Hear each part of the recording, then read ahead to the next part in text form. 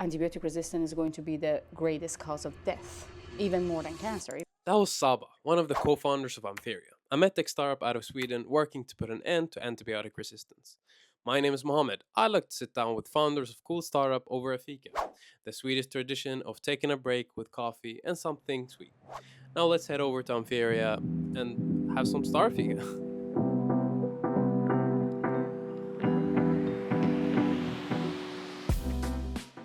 Hello Saba, welcome to Startup Fika. We have Thank some you. fika with us and we have a startup co-founder, right? Yes, thank All right, you. so- Oh my. Welcome and tell me a little bit about yourself. Yeah. So you already know that I'm Saba, Yep, and I'm yep. the co-founder of Amferia, Mhm. and currently the sales and marketing director for the past 4 years.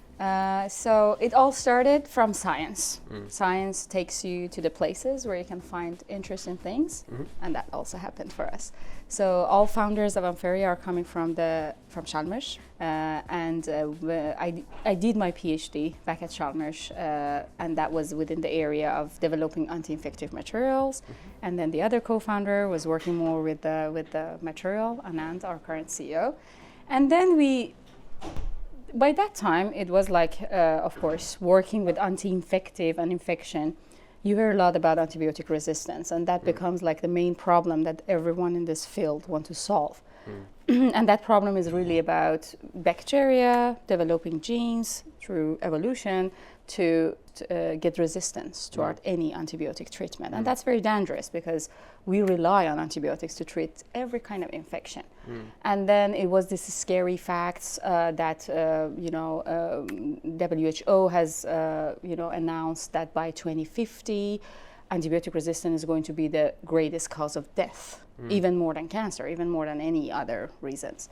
So then we need to rely on new approaches to kind of prevent this from happening, or at least slow it down.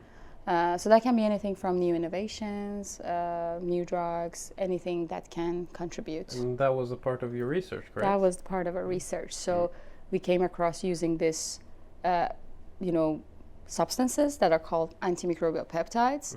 And this is completely inspired by nature. Like in our immune systems, there are these small peptides that all the time kill bacteria. And that's why most of the time getting any infection, even though there are bacteria around us and in our body. But the body knows how to use antimicrobial peptides because it's produced on its own source, different stages.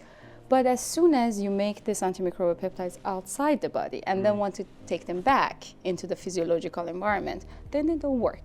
Because then the stability is lost, they get aggregated, degraded by the enzymatic degradation, and that's a very big problem. So the main challenge was that we know those molecules are interesting, those are the next generation, but how should we use them?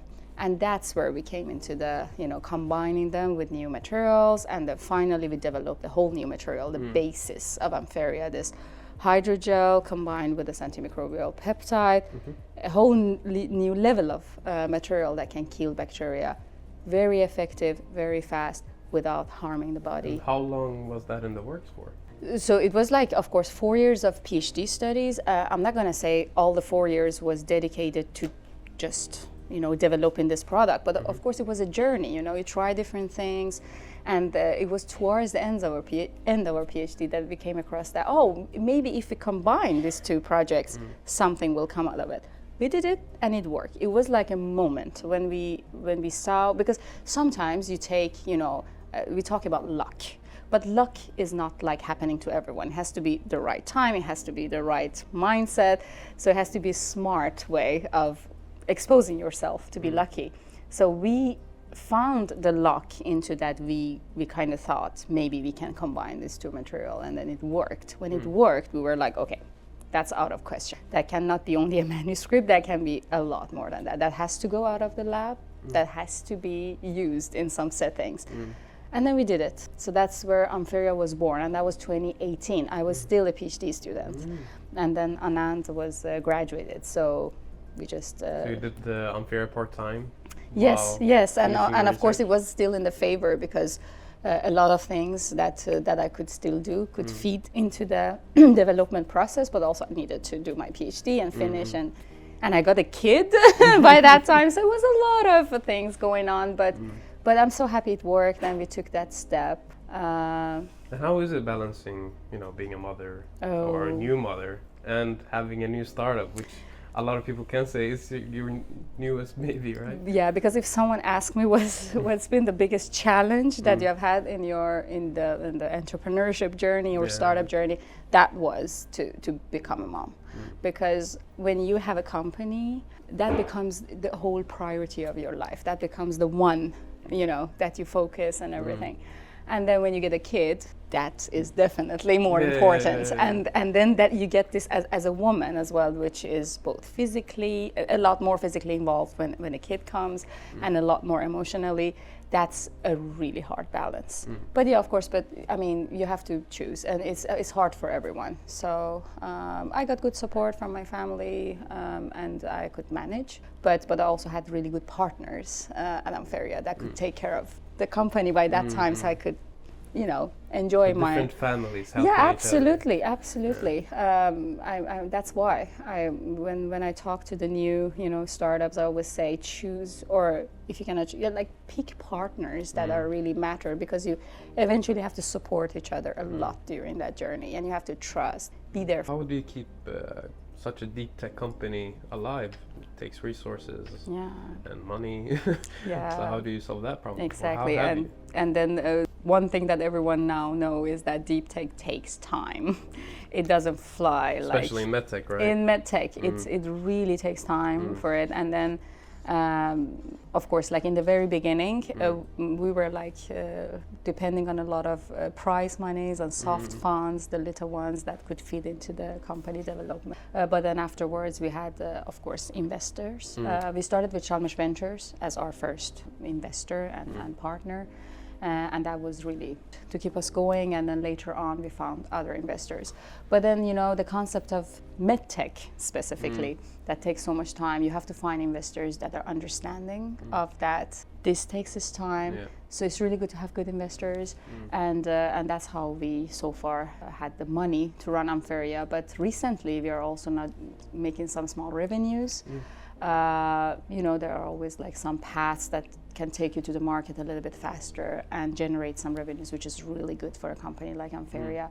So now it's a mix of both, having good investors, having small revenues. And how did you get into the revenue with all the regulations in the market? That's a very good question, because when you start a medtech concept, the regulations are always the biggest hurdle, and especially nowadays with new regulations, MDR, and even FDA. This is not really easy, and it takes this time. So what happened to us was we when we were introducing our concept to different medical staff, we got a lot of interest from veterinarians to treat animals with our solution, and they were really keen on using this product, mainly because veterinarians are even more aware of the antibiotic resistant problems. And also there are not so many good treatments out there for animals. They usually borrow products from the human, and they showed a lot of interest. So actually, it was that market that called us, and we were like, let's explore that. And once we explored it, we realized that it's not the same regulation that applies for human and animal. Of course, you have to still have a safe product and so on, but we could already go and sell our product within the animal health market, and that's much easier. And also a lot of market experience that you get, revenue, but most importantly, that's to the good use, right? So you still treat patients, but they're just not human. And it feels good. And they're fluffy and adorable. And they are more cute. All right, so it's a habit that you acquired throughout the years that you feel has led you to the success you have today? Yeah, if you talk about personal habits, that's a very good question. I have one thing that has helped me so much. Maybe it's weird if I put it in words, but I'm very good at picturing myself to different environments or anything that I want. I am able to completely picture myself in that situation, the whole atmosphere and the whole energy. Example, when I started with sales, I put myself in that situation where we have closed this contract and now we have this kickoff going on, and the whole energy, the whole I picture it, and for some reason, I'm 100% sure if I can picture something, I will get it. Job-wise, personal goals, everything. Manifestation. It's so cool, right? And I don't know if that's true that I feel this energy, but it's not about energy. It's about like when you really picture it, then the goal becomes like real for you. And when you see yourself there finally, then you dare to picture more and more and more. There's no harm in it. Lovely. And is there a certain question that you wish more people would ask you about? Yeah, I mean, a lot of people that, I've been in a lot of talks about, what are the challenges? So I'd rather to be asked about what keeps you going and what's been the most proud moment rather than what's the challenges. It's really good to talk about challenges, and I know that's entrepreneur about challenges because that makes you feel a lot special that I've passed this hurdle or not. But I mean, the challenges that we talk about is part of the journey. I mean, you might call it challenge, you might call it problems, or you might call it like just your regular tasks. But I like to think more about the moments where the things that keeps you going. Because if you want to motivate someone as well, you have to tell them that okay, it's hard, but it's joyful. I mean, the fact that you can turn something from a concept, a research idea to something that is now in the market benefiting people gets you going. And then of course there are challenges, but I don't want to focus on the challenges so much. So what motivates you is the end goal of helping people and animals. Yeah, and all the joy in this journey, it's fun to, I mean, I transited as a researcher to like a saleswoman, so it was a lot of joy in doing this. Like, oh, now I can, travel for work, and when I find a new customer, now I'm learning like how you should talk to the customers, how you should sell the value of your product. These are all the joy, and it's a lot of development, evolution that you do as a person. And of course the success. I mean, every time I get an email from a veterinarian that says, oh, it worked on this cat wound. It was a very bad wound, but now it's healed. It's just, yes, that's a lot of fulfillment in this. And I love that feeling, to be honest. That's totally worth to take all the challenges. Do you have anything that you would like to add? Or maybe some advice to someone that's starting in this deep regulated industry? I feel like I'm not in a place to advise anyone. But I mean, one thing is that there is never like a right and perfect time to start something up. So if you have something in your mind that you think it will be valuable to take it, further, take the risk and do it, because you can never know everything up front, and you shouldn't. Because now I had this talk with Anand yesterday, and it was really cool that now it's this thing is coming up, because we talked about if we knew everything from the beginning, if they told us that after 7 years you will be here, would you still do it? That's a hard question to answer, because I mean, maybe we would still do it, but it was so good that we didn't know. And then we dived, and then we learned. I mean, the worst thing is failure, and failure is just a part of the learning, right? So just do it. Yeah, just do it. Lovely. So what's next for Amferia? What do you have down the pipeline? Yeah, so now Amferia, of course, have its human health and animal health section. With the animal health, we will just continue to make more market expansion, different new contracts, new countries. And with the human health, we are in the process of getting our FDA approved. After that, a lot of good things will happen, because then we were officially like a product for human use. And hopefully market presence as well. So we're in a very exciting phase. It's like on the way. Exciting. So keep your eyes open for Amferia, because they're coming. Yeah. Thank you so much, Saba, for this lovely interview.